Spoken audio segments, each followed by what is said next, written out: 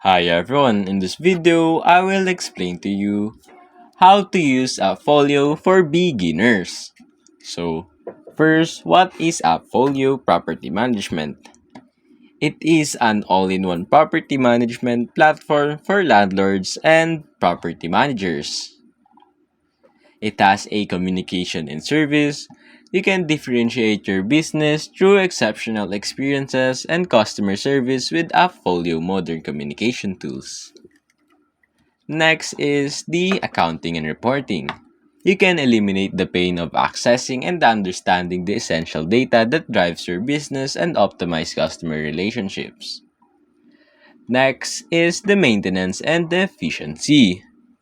Keep your property values up and your customers safe and satisfied with streamlined work orders, inspections, and unit turns. Next is the staffing and training. You can get a new hires up and running faster. Get your associate more time to focus on higher value work. Hang on to the great talent with Appfolio's user-friendly interface and workflows. Next is the management and growth.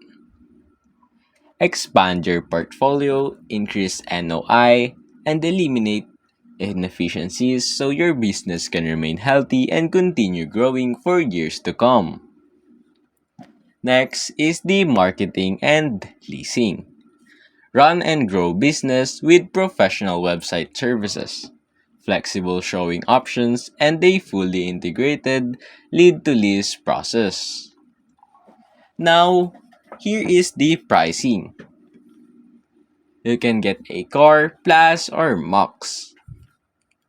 So basically, you can add properties here including property details like type, address, and rent settings. You can also manage tenants here.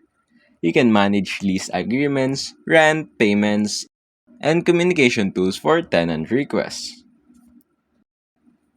And lastly, you can manage rent payments, view outstanding balances, and set up autopay for tenants. And that's basically it.